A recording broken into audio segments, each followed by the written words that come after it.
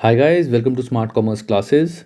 My name is Anshul Mittal, and in this video we will be covering the next part of chapter number 10 of ACCA F7, and the name of the chapter is Financial Instruments. ठीक है guys, तो last video में मैंने तुम्हारे को बताया था financial liabilities क्या होती हैं, उसकी कैलकुलेशंस कैसे होती हैं. So let's study about compound instruments. So guys, compound instruments क्या होते हैं, इनके बारे में ध्यान से सुनना. Compound instruments are something like, जैसे फॉर एग्जांपल मैंने एक लोन लिया. आई एम अ कंपनी और मैंने एक लोन लिया from a person, financial institution और अ बैंक. ठीक है, I have taken a loan. Normally क्या होता है, जब भी हम लोन लेते हैं हमें ये लोन पूरा का पूरा रीपे करना होता है. कुछ टाइम पीरियड बाद इसको रीपे करना होता है और हर साल हम इस पर इंटरेस्ट पे करते हैं. अब कंपाउंड इंस्ट्रूमेंट क्या होता है कि कंपनी के पास एक ऑप्शन होता है कि apart from repaying the amount in cash, आप इसके बदले अपने शेयर्स दे दो उस पर्सन को या उस बैंक को या उस फाइनेंशियल इंस्टीट्यूशन को. तो फाइनेंशियल इंस्टीट्यूशन ने क्या बोला, just an example, financial institution ने बोला कि अभी कंपनी यहाँ से लोन ले ले और लोन लेने के बाद उसके बदले आप शेयर्स इशू कर देना उसको, या शेयर्स इशू कर देना मुझे. किस रेट पे कितने नंबर ऑफ शेयर्स इशू होंगे ये लोन लेते टाइम ही डिसाइड हो जाएगा. तो बेसिकली कंपनी के पास ऑप्शन है, या तो कंपनी लोन कैश में रीपे कर दे, और अगर कैश में रीपे नहीं करना चाहती तो कंपनी जो शेयर्स पहले ऑलरेडी डिसाइड हो रखे थे वो number of shares financial institution को अपनी कंपनी के दे दे. So these are compound instrument. So compound instrument is a financial instrument that has characteristics of equity and liability such as a convertible loan. A convertible loan has the following characteristics.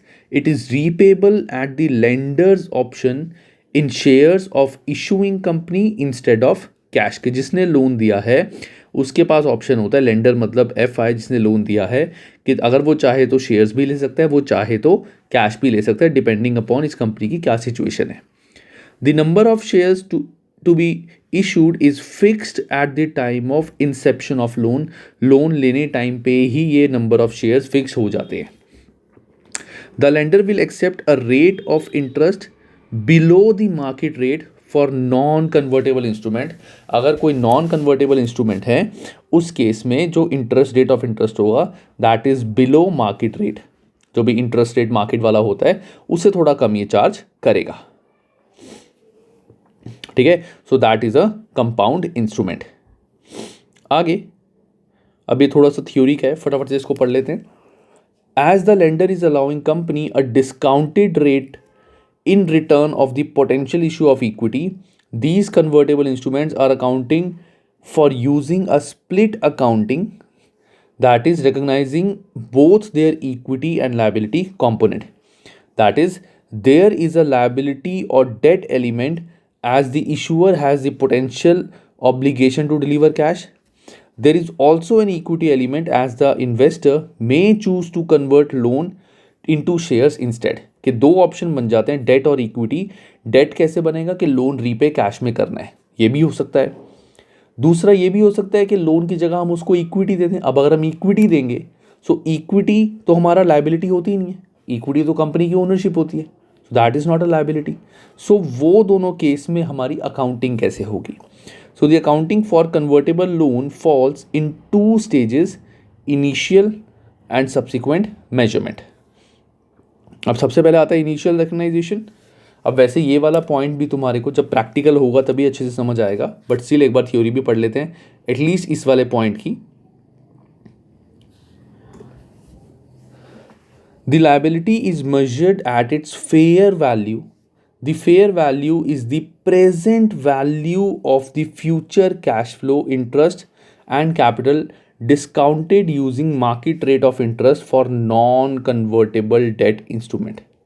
कि हम basically यहाँ पे fair value, present value of the amount जो हमें बाद में repay करना है वो चीज़ हम यहाँ पे लिखेंगे. इस present value of the future cash flows, जैसे हमने F2 में पढ़ा था कि हमें कुछ वैल्यू दी हुई है, टोटल अमाउंट इतना इतना पे करना है, ये प्रेजेंट वैल्यू है, इसे मल्टीप्लाई करके इसका टोटल, या जो हमने IRR के थ्रू पढ़ा था, सो दैट इज़ लाइक हमारा fair value. The equity element is equal to loan proceeds less calculated liability element. जो इक्विटी एलिमेंट होता है वो इज इक्वल टू जो भी लोन हमने लिए लेस दी कैलकुलेटेड लाइबिलिटी एलिमेंट, जो हमने लाइबिलिटी पे करनी है. ये तुम्हें प्रैक्टिकल से ज़्यादा समझ आएगा, अभी इस टाइम पे शायद ये पॉइंट समझ ना आए. सब्सिक्वेंट मेजरमेंट आगे कैसे मेजर करेंगे? Initial value plus market rate of interest minus interest paid. ये सेम जो हम हर साल लोन के केस में करते थे, जो हमने अभी तक पढ़ा था लास्ट वीडियो में, ये सेम वो चीज़ है. Initial value plus market rate of interest minus interest paid. ठीक है, एक काम करते हैं, मैं अभी इस चीज़ को छोड़ रहा हूँ. Let's do a practical first. Practical करके तुम्हारे को क्वेश्चन ज़्यादा अच्छे से समझ आएगा, देन हम वो थ्योरी वाला पार्ट पढ़ेंगे. So guys let's do this illustration. ध्यान से देखना इलस्ट्रेशन, इसी से तुम्हारे को काफ़ी सारे पॉइंट्स क्लियर होंगे कि क्या हमारा इक्विटी में आएगा, क्या डेट में आएगा, कैसे कैलकुलेशन होगी. तो convert company issued convertible loan that page interest of 2% per annum in arrears. In arrears मतलब साल के एंड में 2% पर एनम इंटरेस्ट पे होते हैं. The market rate is 8%, being the interest rate for an equivalent debt without conversion option. कि अगर normal कोई लोन होता विदाउट अ कन्वर्जन ऑप्शन, उसका इंटरेस्ट रेट है 8%. The loan of 5 million is payable in full after 3 years. कि 3 साल बाद 5 million का पूरा पूरा लोन रीपे करना है, या फिर can be convertible into equity. ये है discounting factors. Split the loan between debt and equity at the inception and calculate finance charge for each year until conversion और रिडम्पशन. अब हमें निकालना है कि डेट और इक्विटी पोर्शन स्टार्टिंग में कितना होगा. तो सबसे पहले हमें ये देखना पड़ेगा कि पेमेंट कितनी कितनी हो रही है. फर्स्ट ईयर के एंड में कितनी पेमेंट होगी? 5 million का 2%. तो 5 million का 2% कितना होता है गाइस?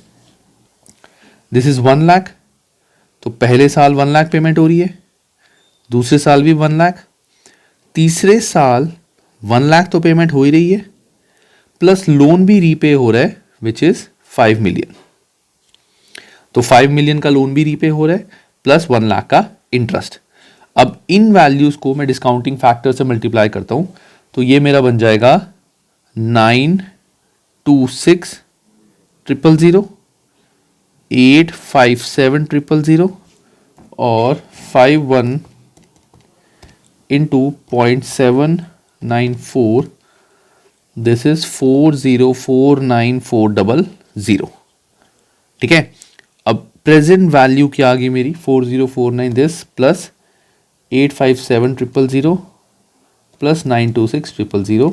सो मेरी वैल्यू आ रही 5832,400. नहीं सॉरी गाइस, कैलकुलेशन मिस्टेक है थोड़ी, लेट मी चेक.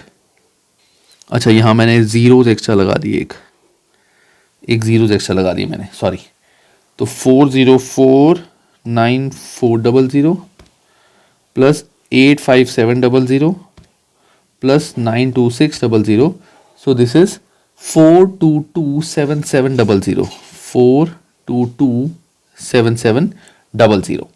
अब ये जो मेरी प्रेजेंट वैल्यू आई है, इसको मैं बोलूँगा अपना डेट पार्ट के. इनिशियली जो मेरा रिकग्नाइज होगा डेट, वो होगा इतना, कि जो टोटल अमाउंट है उसमें इतना डेट है. लोन मैंने कितने का लिया था? Loan taken for 5 lakh. तो 5 million sorry. So 5 million minus 4227700 minus 5. So this is 772300. 772300 ये पार्ट मेरा आ जाएगा इक्विटी का. ठीक है गाइस, ये ध्यान रखना. हम सबसे पहले क्या करेंगे, जो भी हमें पेमेंट करनी है उसको डिस्काउंटिंग फैक्टर से मल्टीप्लाई करके प्रेजेंट वैल्यू निकाल लेंगे. ये जो प्रेजेंट वैल्यू आएगी this will be called as debt, और जो रिमेनिंग जो हमने पूरा पूरा लोन लिया था 5 million का, उसमें से ये प्रेजेंट वैल्यू माइनस कर देंगे, तो जो भी वैल्यू बचेगी दैट विल बी इक्विटी. तो ये हमारी इक्विटी में चली जाएगी इनिशियली, और ये चला जाएगा डेट में. अब हमें देखना है कि उसके बाद calculate the finance charge for each year until conversion. अब कन्वर्जन में फाइनेंस चार्ज हमारा हर साल कितना कैलकुलेट होगा, तो इस केस में हमारा डेट क्या यूज हुआ था, ये वाला, दिस वाज द डेट, तो इसी पे हम हर साल इंटरेस्ट लगाएंगे। तो हम यहाँ पे लिखेंगे वही वाला हमारा चार्ट जो हमने पहले बनाया था, first year, second year, third year, balance 4227700, market rate of interest 8%, यहाँ लिख देता हूँ मैं, टोटल हमने पेमेंट कितनी करी है 2%, 2% यानी हमने तो 1 लाख की पेमेंट करी है, 1 लाख, 1 लाख, और यहां पे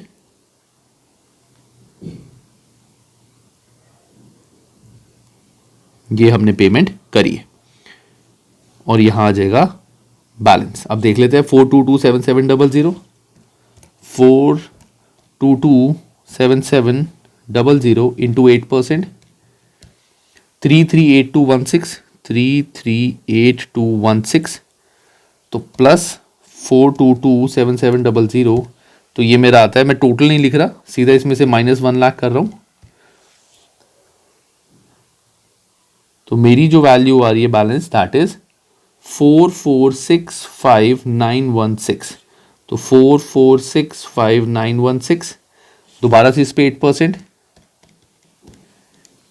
357273, 357273 प्लस 4465916 माइनस 1 लाख, तो 4723,189.28, 4723,189, तो 4723,189 इंटू 8% इंटू 8 डिवाइड बाई 100, 377855, 377855।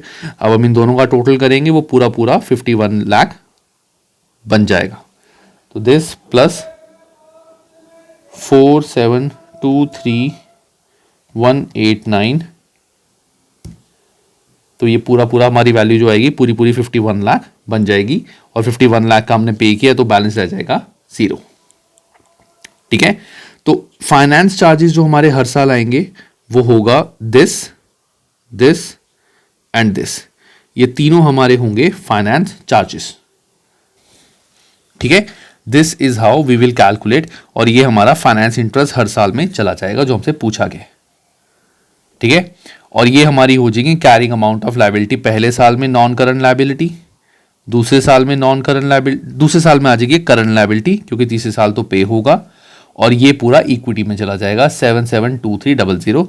बस फर्क क्या होगा, हमारा इक्विटी वाला पार्ट एक एडिशनल आ जाएगा, ये हमारे को एडिशनल एक पार्ट मिल जाएगा जो हमें करना पड़ेगा। ठीक है, सिंपल है, कुछ भी डिफिकल्ट नहीं है। तो this is how we do compounding instruments की कैलकुलेशंस। इन्होंने भी आई थिंक सारा यही करा होगा, मल्टीप्लाई करके ये, अच्छा इन्होंने इन थाउजेंड्स निकाल दिया, मैंने पूरी वैल्यू निकाली है। देन इंटरेस्ट 338357, 338357, हाँ एक ही बात है, वही निकाला इन्होंने गाइस। ठीक है, अब जल्दी से करते हैं test your understanding 1, test your understanding 2 तुम करना होमवर्क में। तो let's do this test your understanding 3। So guys ये जो क्वेश्चन है दिस इज एग्जैक्टली सेम, मैं इसमें तुम्हें बता देता हूँ एक बार, कैलकुलेट नहीं कर रहा, बहुत टाइम लग जाएगा, not required. An entity issues 2% convertible bonds at their nominal value of 36,000, interest payable annually in arrears, साल के एंड में हमें इंटरेस्ट पे करना है। The bonds are convertible at any time up to maturity into 40 ordinary shares of 100 each of bond, मतलब ये उन्होंने सोचा है कि अगर वो कैश नहीं दे लेना चाहते तो वो इतने के शेयर्स ले सकते हैं। Alternatively the bonds will be redeemed at par after 3 years, या तो कैश में पे होगा। Similar non-convertible bond would carry interest rate of 9.1%. Present value of 1 is based on, हमें 2% की और 9.1 की प्रेजेंट वैल्यू गिवन है। 2 की तो हमें प्रेजेंट वैल्यू का कुछ करना ही नहीं है, ये तो हम हर साल पे कर रहे हैं, तो 2% ऑफ दिस इज 720, तो इसका तो हमें कुछ भी नहीं करना है इस 2% का। 9.1% की प्रेजेंट वैल्यू हमें गिवन है, तो हमने हर साल 720 प्लस 36,000 जैसा मैंने करा था सेम इसकी प्रेजेंट वैल्यू निकाल लेंगे। जो प्रेजेंट वैल्यू का टोटल आएगा that will be debt part, और रिमेनिंग जो बचेगा वो आ जाएगा इक्विटी पार्ट। डेट पार्ट पे हम हर साल 9.1% इंटरेस्ट लगाएंगे, 2% पेमेंट करेंगे। वो वैल्यू जैसा हमने पुराना क्वेश्चन करा है, these two questions are 100% same, 100% पूरा कॉपी पेस्ट है। तो बेटर आई वुड से कि एक बार इसको जैसा मैंने कराया करके देखो। कोई भी डाउट है तुम ग्रुप में पूछ लेना, मैं तुम्हें ग्रुप में सॉल्यूशन दे दूंगा। इट्स एग्जैक्टली द सेम जैसा हमने करा है, ठीक है। अब आता है next part, financial assets. The next topic हमारा आता है गाइस फाइनेंशियल एसेट्स। अभी तक हम पढ़ रहे थे कि फाइनेंशियल लायबिलिटीज को हमें अपनी बुक्स में कैसे शो करना है, इक्विटी में या डेट में, और कैसे कैसे अमाउंट आएगा। अब आता है how do we recognise financial assets in our books. So initial recognition of financial assets क्या होती है? An entity shall recognise a financial assets on statement of financial position when and only when the entity becomes party to the contractual provision of the instrument। मतलब उसे confirm है कि वो amount उसे आना ही, वो एसेट उसे आना ही आना है, कॉन्ट्रैक्ट हो चुका है और कंफर्म उसे अमाउंट आना है, that is financial asset. Initial measurement of financial asset. At initial recognition, all financial assets are measured at fair value। अब यहाँ पे fair value अलग होती है, वहाँ पे liability के केस में we did present value, यहाँ fair value is simply this is to be the purchase consideration paid to acquire the financial asset। जो भी हमने पैसे दिए हैं वो चीज़ हमारी बन जाएगी fair value। Transaction costs are included unless the asset is fair value through profit and loss. अब ट्रांजैक्शन कॉस्ट अगर हमने उस एसेट को, जैसे हमने, वैसे तो building is not a financial asset, but जैसे मैंने बॉन्ड्स परचेज करे हैं, कुछ परचेज करा है, तो अगर उसकी कुछ ट्रांजैक्शन कॉस्ट भी है तो उस कॉस्ट को भी मैं फेयर वैल्यू में ऐड कर दूंगा, अनलेस हम fair value profit and loss से नहीं कर रहे। अब ये fair value through profit and loss क्या होता है, ये पॉइंट आगे आएगा। Normally financial assets fair value पे होते हैं। Fair value is purchase consideration plus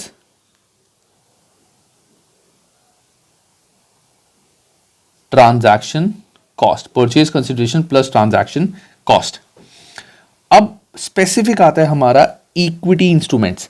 अगर हम किसी कंपनी के शेयर्स परचेज करते हैं, if we purchase shares of another company, तब हम उसको दो अलग अलग मेथड से रिकॉर्ड करते हैं। One is fair value through profit and loss and second is fair value through other comprehensive income. बहुत ही सिंपल है, बिल्कुल डिफिकल्ट नहीं है, सिंपल अंडरस्टैंडिंग है। Fair value through profit and loss के अंदर हम क्या करेंगे, सिंपल सा लॉजिक, हम जो भी हमारा परचेज प्राइस है, जो भी हमारा परचेज प्राइस था वो आ जाएगा हमारा एसेट में, और जो भी ट्रांजैक्शन कॉस्ट थी, ट्रांजैक्शन कॉस्ट को हम एसेट में इंक्लूड नहीं करेंगे, उसको हम प्रॉफिट एंड लॉस में एक्सपेंस दिखाएंगे। अगर हम किसी भी कंपनी के शेयर्स परचेज करते हैं, इन दैट केस जो परचेज प्राइस हमारा है, जो हमने पे किया है फॉर एसेट परचेज, वो एसेट में आ जाएगा, और ट्रांजैक्शन कॉस्ट जो हमने पे की है वो हमारे प्रॉफिट एंड लॉस एक्सपेंस में आ जाएगी। ठीक है, so this is default category for equity investments। Any transaction costs associated with the purchase of these investments are expensed to profit and loss and are not included in the value of asset। अब investment को हर साल कैसे revalue करते हैं, जैसा same हमने investment property के case में किया था। इन्वेस्टमेंट प्रॉपर्टी में क्या करते थे, हर साल रीवैल्यू करते थे। वैल्यू बढ़ी तो प्रॉफिट एंड लॉस में गेन, वैल्यू कम हुई तो प्रॉफिट एंड लॉस में loss. The investments are then revalued to fair value at each year end. हर साल के एंड में हम इसकी वैल्यू देखते हैं कितनी है। अगर कोई गेन या लॉस है वो सारा का सारा प्रॉफिट एंड लॉस में चला जाएगा। जैसे फॉर एग्जाम्पल, हमने एसेट जब परचेज किया था उसकी वैल्यू थी ₹100, $100। एक साल बाद इसकी वैल्यू होगी $110। तो हम बुक्स में दिखाएंगे अपनी वैल्यू एक साल बाद 110, और जो 10 का हमारा प्रॉफिट हो गया वो प्रॉफिट एंड लॉस में इनकम साइड में आ जाएगा। और अगले साल अगर इसकी वैल्यू 107 रहेगी तो 1010 से 107 वैल्यू रहेगी, बुक्स में ये वैल्यू आएगी, और जो 3 का लॉस है वो प्रॉफिट एंड लॉस में एक्सपेंस साइड आ जाएगा, सिंपल जैसा हमने इन्वेस्टमेंट प्रॉपर्टी टाइप में करा था। So this is fair value through profit और लॉस। अब आता है fair value through comprehensive income. Next point आता है गाइज इसमें, fair value through other comprehensive income. So guys इसका पहले मैं तुम्हें मतलब बता देता हूँ, बहुत ही सिंपल है, बहुत ईजी है, अच्छे से समझना। इसमें क्या होगा, लेट से मैंने इन्वेस्टमेंट परचेज की थी $100 की, ईयर एंड में उसकी वैल्यू हो गई $110। तो हमारा जो 10 का प्रॉफिट हुआ है, इसको मैं प्रॉफिट एंड लॉस में नॉर्मल प्रॉफिट ना दिखा के मैं दिखाऊंगा अदर कॉम्प्रिहेंसिव इनकम में। कहां दिखाऊंगा मैं? अदर कॉम्प्रिहेंसिव इनकम के अंदर। और अदर कॉम्प्रिहेंसिव इनकम में दिखाने के बाद, अब जब मैं अदर कॉम्प्रिहेंसिव इनकम में दिखाता हूं, साथ ही मुझे उतनी एक लायबिलिटी बनानी पड़ती है। तो मैं क्या करूंगा, ये सेम हमने एक पॉइंट पहले पढ़ा था, तुम उसको रिकॉल कर पाओगे, मैं यहां नहीं बता रहा। हम जो भी हमारा इनकम हुई है, या तो उसको प्रॉफिट एंड लॉस में दिखा के खत्म कर दें, या फिर अदर कॉम्प्रिहेंसिव इनकम या एक्सपेंस में दिखा के ये सेम जो वैल्यू है हम अपनी लायबिलिटी साइड में एक रिजर्व बना देंगे और रिजर्व में दिखा देंगे 10। अगर हमारे को प्रॉफिट हो रहा है तो रिजर्व में ऐड हो जाएगा, अगर हमारे को लॉस हो रहा है तो रिजर्व में हम वैल्यू माइनस कर देंगे। तो अदर कॉम्प्रिहेंसिव इनकम का लॉजिक क्या होता है, जो भी हमारा प्रॉफिट है उसको मैं अदर कॉम्प्रिहेंसिव इनकम में दिखा दूंगा। ये सिर्फ शोइंग पर्पस के लिए होता है, प्रॉफिट एंड लॉस में इसका कोई इफेक्ट नहीं आता एज सच, ये सिर्फ प्रॉफिट एंड लॉस में शोइंग के लिए होता है। और ये जो अदर कॉम्प्रिहेंसिव इनकम है, ये हमारी लायबिलिटी में, इक्विटी में, एक रिजर्व के अंदर हमारी अगर प्रॉफिट है तो ऐड हो जाएगी, लॉस है तो माइनस। ठीक है। और अगर हम जो पुराना केस ये वाला कर रहे थे, इसमें डिफरेंस क्या था बस, कि जो भी हमारा प्रॉफिट या लॉस हो रहा था, इसको हम प्रॉफिट एंड लॉस अकाउंट में लेके खत्म कर रहे थे। तो या तो प्रॉफिट एंड लॉस में लिख के खत्म करो, या फिर अदर कॉम्प्रिहेंसिव इनकम या एक्सपेंस में, और साथ ही एक लायबिलिटी में एडजस्टमेंट करते रहो। तो ये जो लायबिलिटी है, यहां जो रिजर्व बनेगा, अब अगर मान लो पहले इन्वेस्टमेंट थी 100 और अगले साल ही हमारे को लॉस हो गया, अगले साल ही हमारे को 10 का लॉस हो गया, इसका इफेक्ट क्या होगा, अदर कॉम्प्रिहेंसिव इनकम में हम लॉस दिखा देंगे 10 का, और साथ ही लायबिलिटी साइड में, इक्विटी में जो रिजर्व बनाएंगे वो रिजर्व भी हम -10 दिखा देंगे। Reserve can be in negative, reserve को हम -10 दिखा देंगे कि रिजर्व भी हमारा नेगेटिव में है अगर हमारा लॉस हो गया। और बुक्स में तो हम हर साल वैल्यू अपनी वही दिखाएंगे जो मार्केट वैल्यू है after 1 year. So instead of classifying equity investments as fair value through profit and loss, an entity may designate the investment as fair value through other comprehensive income. This designation must be made on acquisition and can only be done if the investment is intended as a long-term investment. अगर ज़्यादा लंबी investment हमें अपने पास रखनी है तभी ये चीज़ चल सकती है, शॉर्ट टर्म इन्वेस्टमेंट के लिए ये चीज़ नहीं चलेगी। Once designated, this category cannot be later changed. अगर हम इस कैटेगरी में इन्वेस्टमेंट को कैलकुलेट कर रहे हैं तो इसको हम बाद में चेंज नहीं कर सकते। ठीक है। Under this method transaction cost are capitalise, जो मैंने ट्रांजैक्शन कॉस्ट को कैपिटलाइज कर लिया था। Investments are revalue to fair value each year end, जो हम वहां पे भी करते थे। एनी गेन और loss is shown in other comprehensive income, other comprehensive income में आ गया। And taken into an investment reserve in equity, equity में इन्वेस्टमेंट रिजर्व के अंदर हम वो चीज शो करते हैं। प्रॉफिट है तो इसमें ऐड कर देंगे, लॉस है तो माइनस कर देंगे। अब जैसे अगले साल हमारी वैल्यू होगी 93, तो हमारा प्रॉफिट आ जाएगा अदर कॉम्प्रिहेंसिव इनकम में 3 का। अब ये 3 मैं रिजर्व में ऐड कर दूंगा 3, तो ये रह जाएगा मेरा -7। रिजर्व में ये चीज ऐड होती है इनकम, तो 3 मैं इसमें ऐड कर दूंगा और वैल्यू रह जाएगी मेरी 7। ठीक है। This is how we show that in books. This is similar to a revaluation of property, plant and equipments under IAS 16। The main difference is that investment reserve can be negative. हमने IAS 16 में ये चीज already पढ़ी हुई है, बिल्कुल वैसा ही है, but reserve can be negative. If this investment is sold, the investment reserve can be transferred into retained earning और लेफ्ट इन इक्विटी, या तो रिटेन्ड अर्निंग में इसको ट्रांसफर कर दो या इक्विटी में एज इट इज छोड़ दो, इट्स एन ऑप्शन। अब गाइस इसको पढ़ लेना, इसमें एज सच कुछ नहीं है, just you have to give it a plain read. ठीक है, इसको एक प्लेन रीड दे देना, कुछ भी एज सच नहीं है।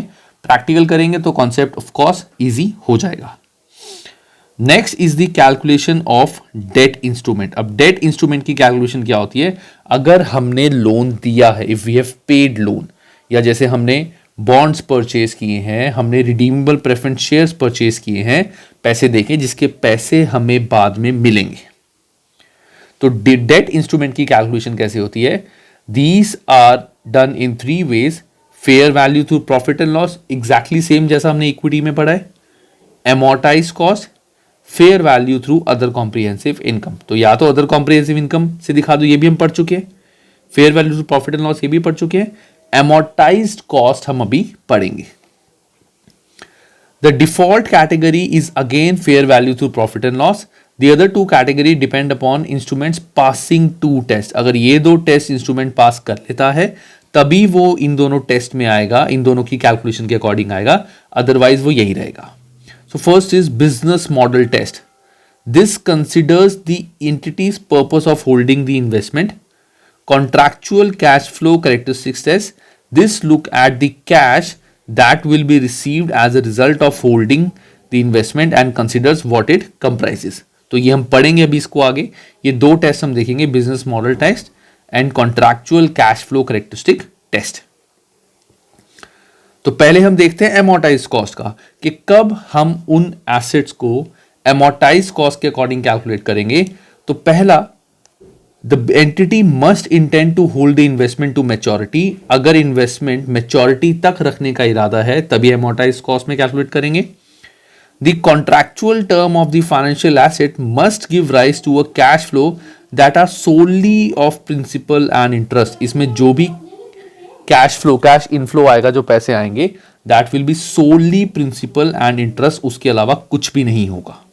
तब हम उसको कैलकुलेट करेंगे एमोर्टाइज्ड कॉस्ट में। सो एमोर्टाइज्ड कॉस्ट में कैसे कैलकुलेट करते हैं? If a debt instrument is held at amortized cost, the interest income calculated using the effective interest rate will be taken into statement of profit and loss, and the year end asset value is similarly calculated using an amortized cost table। तो guys simple ये हमारा चलेगा बिल्कुल जैसे हमने date expense वाला करा था। तो बैलेंस, इस पे जो हमारा इफेक्टिव इंटरेस्ट रेट इनकम है माइनस कितना इनकम हमें आ चुकी है, कितनी रिसीव हमने कर ली, बैलेंस हमारा एसेट में चला जाएगा, ये एसेट में चला जाएगा और ये चीज प्रॉफिट एंड लॉस में इनकम में आ जाएगी, जैसा सेम हमने डेट वाले पार्ट में करा था, जो हमने लोन पे किया था। Exactly 100% same, exactly 100% same. ठीक है, दिस इज एमोर्टाइज कॉस्ट। अब आता है present value through other comprehensive income. अब अदर कॉम्प्रिहेंसिव इनकम में दिखाने के लिए इसके क्या क्या टेस्ट होंगे? तो बिजनेस मॉडल टेस्ट क्या बोलता है? The entity must intend to hold the investment to maturity but may sell the asset if the possibility of buying another asset with a higher return arises। अगर हम asset को maturity तक ही रखना चाहते हैं तो वो तो हमारा आ जाएगा नॉर्मल एन्युटी वाले में, और अगर हम अपना एसेट को रखना चाहते हैं लेकिन हमारे माइंड में ये भी है कि अगर कोई बेटर ऑप्शन मिला तो हम वो लेंगे। So first part. Second, contractual cash flow characteristics test, ये क्या बोलते हैं? The contractual term of the financial asset must give rise to cash flow that are solely principal and interest as for amortise cost. ये बिल्कुल एमोर्टाइज cost वाला है कि principal और इंटरेस्ट ही हमें मिलेगा, बट यहाँ डिफरेंस सिर्फ क्या है, एक इस पॉइंट का कि अगर वो चाहे तो वो इन्वेस्टमेंट को सेल कर सकती है, बट इसीलिए कि वो दूसरी जगह से उसको इससे ज्यादा रिटर्न मिले, तब वो कैलकुलेट करेंगे अदर कॉम्प्रिहेंसिव इनकम में। And if a debt instrument is held at other comprehensive income, the asset is initially recognised at this plus transaction cost. Interest income is calculated using effective rate of interest, इसके according हम interest calculate करेंगे। In the same way at amount would be recognized in profit and loss. At the reporting date, the asset will be revalued to fair value with the gain or loss अब यहां पे देखो guys क्या होगा, इसमें difference क्या होगा मैं तुम्हें यहां से समझाता हूं, बहुत ध्यान से देखना। इसको अगर मैं करूंगा कैलकुलेशन सारी ऐसे ही, the calculation of this will be done ऐसे, एग्जैक्टली ऐसे ही कैलकुलेट करूंगा। फर्क क्या होगा, ये जो मेरा बैलेंस है ये तो एसेट में ही आएगा, इसको मैं प्रॉफिट एंड लॉस इनकम में दिखाने की बजाय मैं अदर कॉम्प्रिहेंसिव इनकम में दिखाऊंगा, और सेम वैल्यू से मैं एक रिजर्व क्रिएट कर लूंगा। अगर प्रॉफिट है तो रिजर्व में वैल्यू ऐड हो जाएगी, लॉस है तो रिजर्व में वैल्यू माइनस हो जाएगी। दोबारा से हमारे पास दो ऑप्शन होता है गाइस, या तो सीधा सीधा प्रॉफिट एंड लॉस में प्रॉफिट या लॉस दिखा दो, अगर हम अदर कॉम्प्रिहेंसिव इनकम में किसी को प्लस या माइनस करते हैं, सेम वैल्यू का हमें एक रिजर्व भी बनाना पड़ता है। तो वो रिजर्व हमारा सेम वैल्यू अगर यहां पॉजिटिव है तो रिजर्व में ऐड होगा, लॉस है तो रिजर्व में माइनस। तो same calculation, everything will remain same, the only difference is इसको हम अदर कॉम्प्रिहेंसिव इनकम एक्सपेंस में दिखाएंगे और रिजर्व में एडजस्ट करेंगे हर साल। ठीक है गाइस, और कुछ नहीं है इसके अंदर, वेरी सिंपल। इसको भी गाइस पढ़ लेना, not difficult, just give it a plain read. ये रीड वाले हैं सारे guys, this is just a plain read, एक बार पढ़ लेना इसे।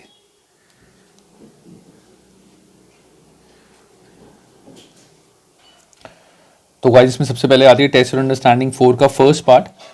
A company invest 5,000 in 10% loan notes. The loan notes are repayable at a premium of 3%. The effective rate of interest is this. Company intend to collect the contractual cash flow which consists solely of repayment of interest and capital and have chosen to record financial assets as amortized cost. कि amortized cost के according हमें करना है। तो guys simple, इसमें जब तुम calculation करोगे वही ईयर 1 2 3 बैलेंस, जैसे पहले साल 5,000, इस पे तुम्हारा आ जाएगा effective interest, then total, then interest received. Sorry guys I got a call in between. तो बस ये तुम्हारा बैलेंस आ जाएगा, इस पे हम अपना इंटरेस्ट जो इफेक्टिव है 12% इंटरेस्ट निकाल लेंगे, टोटल आ जाएगा, जितना इंटरेस्ट हमें रिसीव हो गया वो यहां आ जाएगा, एंड देन बैलेंस। तो सिंपल हमारा जो ये इंटरेस्ट रिसीव जो हमारा इफेक्टिव इंटरेस्ट है ये हमारा प्रॉफिट एंड लॉस में इनकम साइड में चला जाएगा, और ये जो बैलेंस है ये हमारा बैलेंस शीट में एसेट साइड हर साल आ जाएगा। पहले साल का हमारा आएगा नॉन करंट एसेट, 3 साल का है, दूसरे साल में आ जाएगा करंट एसेट, थर्ड टाइम में तो हमें अमाउंट रिसीव हो जाएगा। तो you can have a look at this solution, बिल्कुल एग्जैक्टली सेम जैसा हमने लोन पेमेंट के टाइम पे करा था, सेम वो चीज है, सिर्फ एक्सपेंस की जगह ये इनकम बन जाएगा और ये लायबिलिटी की जगह एसेट, एंड दैट्स इट। कोई भी और चेंज इसमें नहीं है। ठीक है, देन आता है next part. Next part is a company invested 10,000 shares of listed company in November 2007 at a cost of this per share. At 31st December, the shares have market value of this. Prepare extract from the statement of profit and loss for the year ended 31st December 2017 and a statement of financial position as at that date. So, अब हमें company ने हमने invest करें इतने shares for 4.20, that means 42000, ये हमारी investment cost है। सो ये हमारी इन्वेस्टमेंट स्टार्टिंग में कॉस्ट थी, बाद में वैल्यू होगी 4.9, दैट मीन्स 49,000, दैट मीन्स हमें 7,000 का प्रॉफिट हो गया। तो 49,000 हमारी आ जाएगी बैलेंस शीट में एसेट में वैल्यू, और 79 का हमें प्रॉफिट हुआ है तो ये प्रॉफिट एंड लॉस में आ जाएगा, क्योंकि हम simple, if nothing is mention, हम सिंपल इसमें अपना कैलकुलेशन कर रहे हैं, नथिंग इज मेंशन। तो मैंने बताया था यही हम वैल्यू लेके चलते हैं as a default method. Default method हमारा यही होता है सिंपल, कि बैलेंस शीट में आ गया और ये हमारा प्रॉफिट एंड लॉस में चला गया।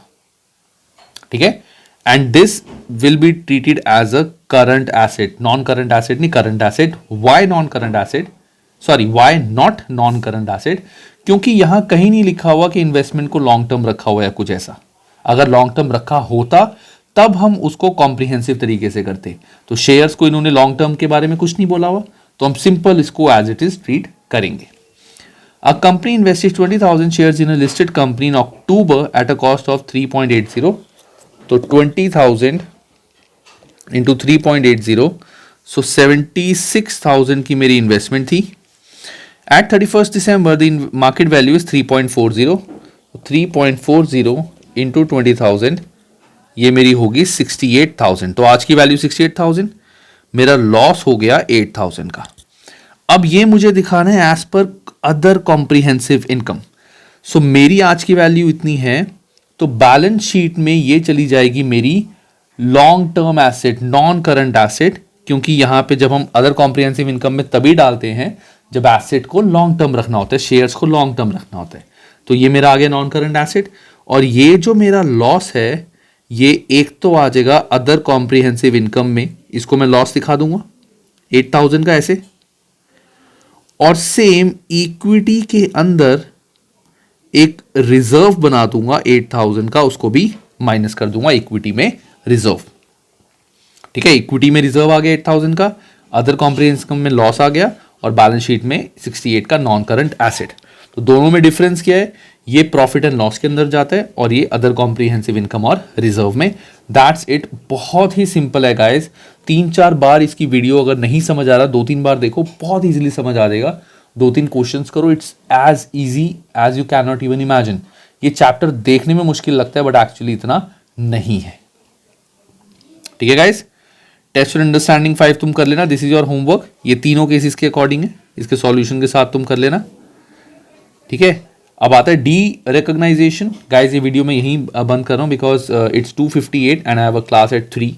सो मैं अभी वीडियो इतनी कर रहा हूँ. नेक्स्ट वीडियो में मैं डी रिकॉग्नाइजेशन कंप्लीट कर लूंगा. तुम तब तक यहाँ के सारे क्वेश्चंस की प्रैक्टिस कर लो.